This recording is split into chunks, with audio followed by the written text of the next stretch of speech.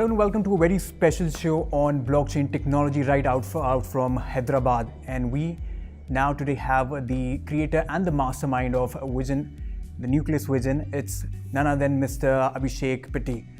Well, thank you and welcome to our show on NewsX. And first of all, I'll begin with, tell us about your vision. How did you plan to, from Harvard to your Nucleus Vision? What was the journey? Thank you so much for having me. First off, it's a pleasure to speak to NewsX. The journey started 4 years ago when I was doing my second year MBA at Harvard, and I was working on a research project in retail, and diving deep into the subject, we found a unique pain point that could change the industry forever. That could change the format, almost 11,000-year-old format forever. That could transform the current industry into a format of the future. And we found technology from my aerospace background that I come from that would fit the bill, that would solve the problem a lot of the retailers were facing, both in the emerging markets and international markets, the mature markets. So I decided to step out of the business school, relocate to Silicon Valley, raise capital from some of the best investors, like Tim Draper's, and Indus Venture Partners, Reliance Capital, and then continue to build product. And we decided to bring it to India. I think that was last year.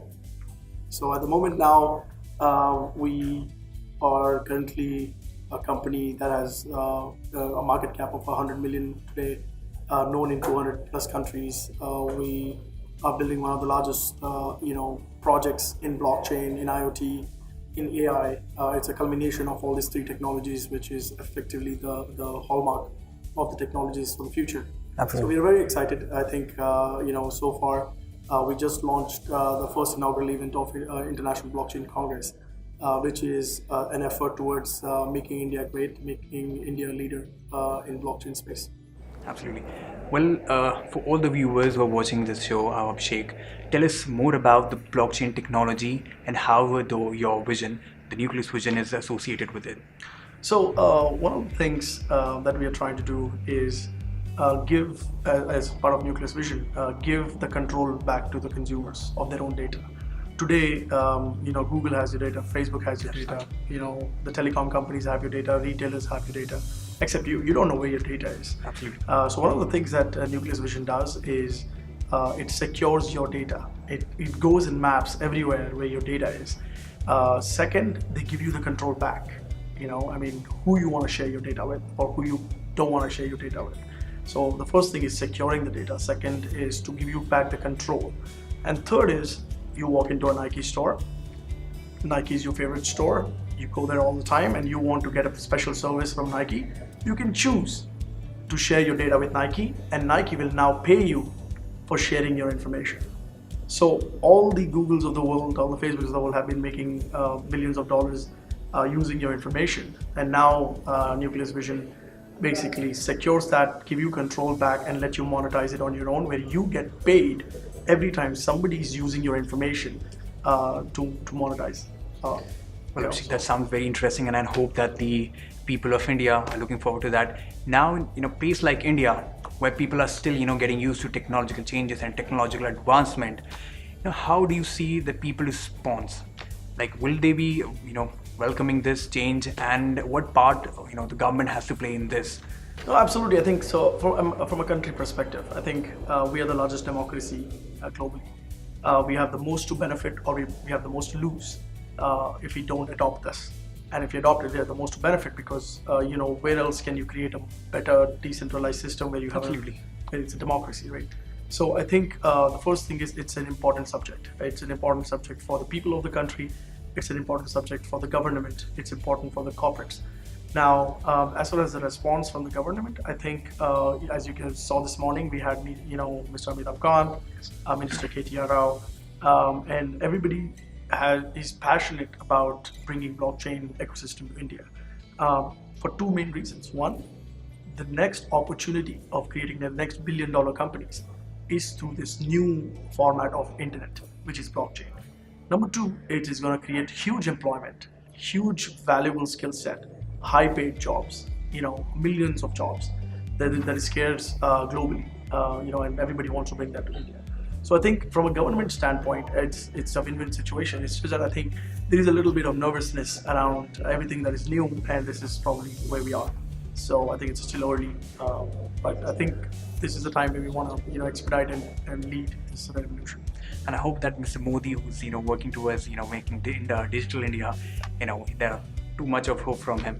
Now the next thing that comes in my mind is that when you have a vision, when you have a goal, there are some challenges. So what all challenges have you faced and you are facing to get that goal accomplished? Yes, I think anything new has to either fit into because people need time. People need time to adapt to that. People need time to understand. That's very important. Until unless you get people to understand what exactly your vision is, you can't make them get used to it. So how do you have action plan? Do you have a path to go about that? No, absolutely. I think we do. And number one is you're absolutely right. There are challenges, and and this being so new. We are drinking from the fire hose to literally give you an analogy from how fast the industry is moving. So I think one is, you're absolutely right, bridging this gap between how fast the technology is moving and how quickly we can learn it and how quickly we can disperse this information so that people can catch up, right? Whether it's cell phones, whether it's communication, whether it's internet. If you look at the historical data, and the graphs, anything to do with communication has been the fastest adopted technologies globally, and blockchain is right there. I mean, it is the easiest, fastest, cleanest way of communicating going forward. So I think, like you said rightly, the challenge is the gap, and International Blockchain Congress is one of our attempts to bridge that gap.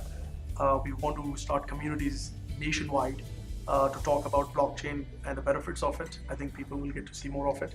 But in the end, I think consumers like to get the benefit of it, right? I think if you get to talk to your friend in another city over the phone, you like that. You don't care what technology is facilitating that. You don't know how the radio signal will work, right?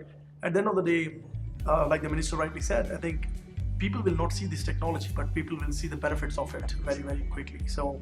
And it will become the name of the game because it brings trust in systems. So if you tomorrow are doing a business, if you don't have blockchain, people will not trust you.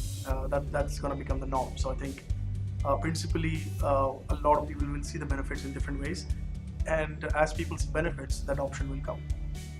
Well, now coming to the return part of it, because it's been obviously it's a startup.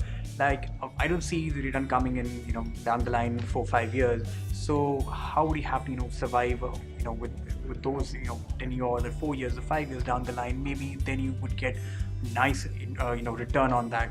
So any strategy about the capital and the funding and the return? So as Nucleus Vision, we just raised 40 million in capital. So I think we are good for the next few years for sure. And the agenda is to build an ecosystem with some of the major partners in the country. So we recently announced this morning the partnership with Tech Mahindra, with 1101, to sort of be our partners in the game to expedite it, because we can't do everything. I mean, if you try to do everything, I think it's not going to happen. So we are trying to be more acknowledging of our gaps. You're trying to work with the best minds, get the right people, and move forward very, very quickly, leapfrog from where we are.